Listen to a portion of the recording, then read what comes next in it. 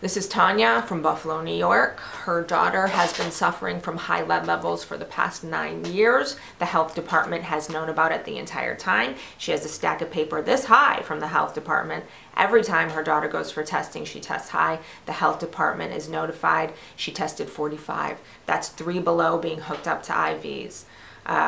Health department knows. She's tried to get out of the house, apply for public housing. They've told her no. The health department knows that her landlord is remediating the lead wrong.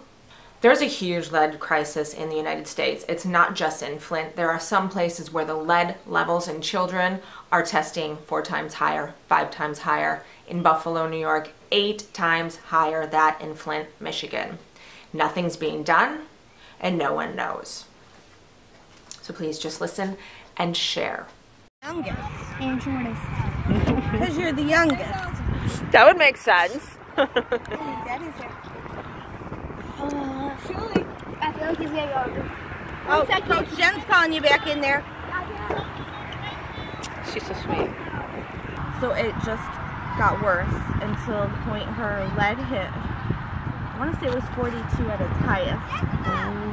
And because 45 requires chelation, and she was just under it. What's chelation? Where you have the IVs at Children's to try and take the lead out of the blood. She was in, was it pre-K? They told me she would never read or write. When she was in pre-K, she was in School 54, the special ed program, and they told me I should just be grateful to have her because she'd never read, she'd never write. So I got frustrated that they didn't want to challenge her, and I took her out of public school and put her in private school. She was in occupational therapy, physical therapy, and speech therapy for a year at home, for 3 years at school. What was wrong for physical therapy? What was she having problems with? She has very weak core muscles, which they attributed to part of the brain just not developing quite quick enough. So she had to learn she WSAT to stay balanced because her core was just weak and wasn't strengthening like normal. And she still has trouble with her hands. Sometimes she can't hold the pencil right. She gets cramps, and it's a lot of muscle stuff. Right now the neurologist is checking because she's weaker on one side of her body than the other side because her reading comprehension is not good. And she does good with hands-on things, but she also suffers from really bad ADHD, which is common in lead cases. And she has a lot of behavior issues, which is also common in lead cases. Well, I didn't know anything about lead poisoning when I was pregnant with either of my kids, all 3 of them. When I had her, the house I lived in looked nice to us, but we didn't know there was lead in it. And when she was about a year old, they diagnosed her with lead poisoning. They noticed she had a lot of delays. Then she went into the school system of the early intervention program to try and make up the delays. And her lead just kept increasing because the landlord would come and he wasn't doing work properly, which is something a lot of the parents don't know. And it wasn't stuff that I knew until her lead hit 40. When they started telling me that it had exceeded because the work they were doing, they weren't doing properly. They would scrape the paint and repaint it. And not do the proper precautions. So it was actually getting more into her system than if they just left it flaking. Then the outside of the house, when the Department of Health came in, they found all the lead paint. They sanctioned all the areas. They violated it. And my husband and I painted inside. We just painted over everything like they said to. And the outside had to be done. So the landlord started it, but he dry scraped everything, which created more lead dust. And in the summer with windows open and kids playing outside, and she was only a year and a half, so she had a sandbox, which ended up with a lot of lead in it. We had to dump out the sand and get rid of the sandbox. Oh my God. It took over 3 years for him to finish it. 3 years of exposing this. They kept violating him, but nothing was following through with it. Who's they? The Department of Health. Okay. How did they know Because that he was doing it improperly? They would send out inspectors every time her lead levels would come back elevated. So they would send out inspectors to see why her lead was increasing, not decreasing. He used cheap labor. He went and found kids off the street that could scrape and paint, and they weren't certified. So they were getting exposed to it too? Yes. They weren't doing it properly. When they did it on the house next door, which also was violated in her case because she had played there and there was lead paint peeling off their windows. So basically, the health department knew, and they kept telling him, you're doing this wrong, but nothing ever really happened to him. He never got actually charged or... No, and I couldn't find help from any agencies to help me move to a different place because they kept saying you're going to have lead paint anywhere you go. This is Lower Buffalo. It's all old homes. Because I have a very limited income. So to be able to pay the rent where I was living and then pay a security and first month's rent on another place, I just couldn't. So I kind of was stuck staying there because I didn't have any other help or options to get out.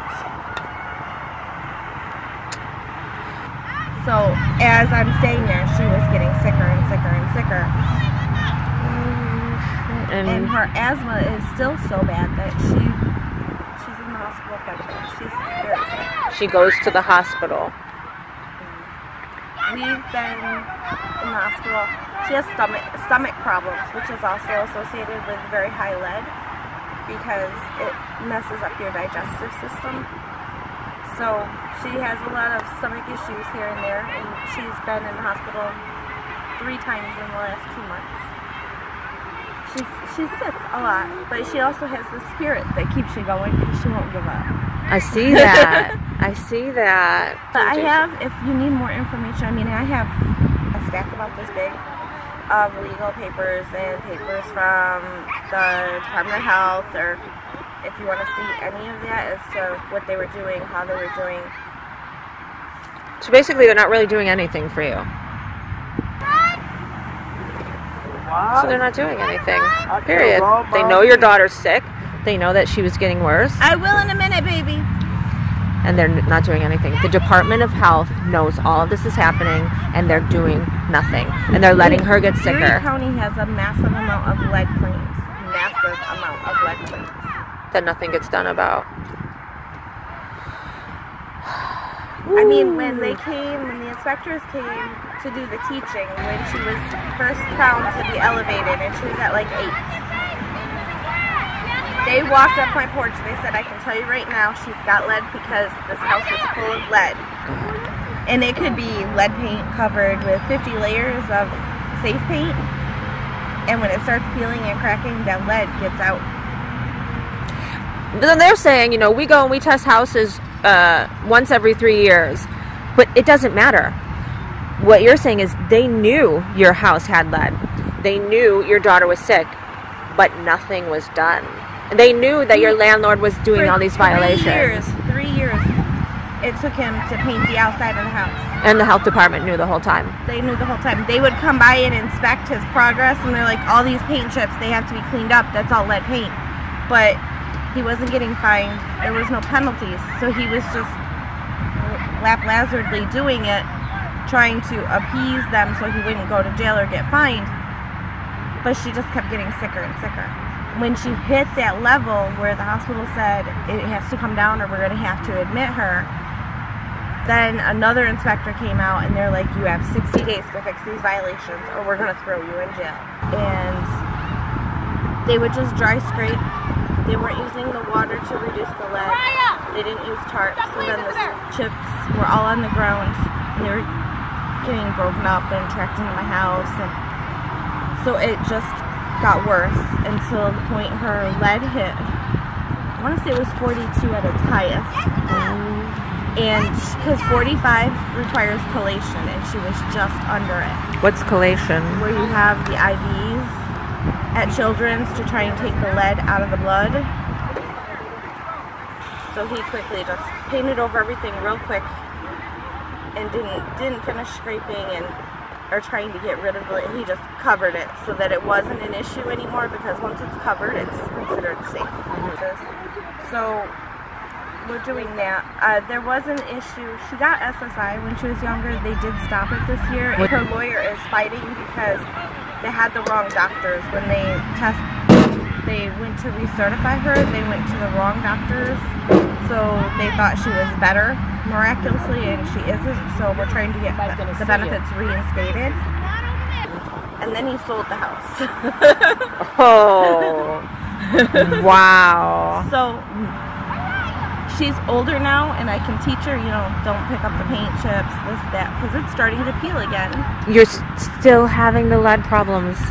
It's in the house. It's never going to go away until they take care of it completely. But she's the youngest in the whole house. They won't rent to kids anymore because of the lead issue. The new owner knows that I filed a lawsuit against the old owner and his insurance company. And because she's over the age of 5, they don't require you release. It's only for children 5 and under that you're supposed to release the information of if there's lead in the house or not. To people who are buying or moving in? Both. So if you rent a house and you have a child under the age of 5, they're supposed to tell you if there's lead paint there or not. If your child is over 5, they do not have to tell you. I know there's lead there because she's been there her whole life, but anyone else coming wouldn't know that the house has lead in it unless the landlords disclose it. They're supposed to, according to the Department of Health. But in this area, nobody does.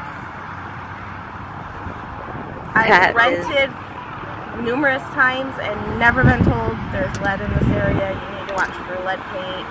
Never, until she got lead poisoning, had I ever even thought it was an issue. And the only reason why you knew is because the doctors picked up on something? It's required through the WIC program. Oh, and okay. A lot of low-income families use WIC, and WIC requires lead poisoning testing as part of their program. And the doctor's office had to disclose it to the Department of Health.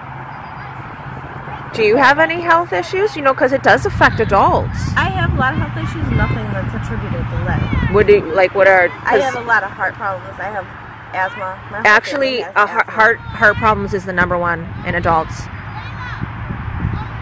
And this is something that the health department knew was happening and did nothing about, again. So please, the best thing we can do is share this, because the only way we're going to make changes is to spread the truth. And stay tuned. I am going to cover all the stats on what's happening in the United States, and also specifically what's happening in Buffalo and how things are being covered up and done wrong and not being taken care of at all. And I'll be covering other cities as well. Feel free to contact me if you feel like you have a problem in your city and you need a voice. So spread the truth.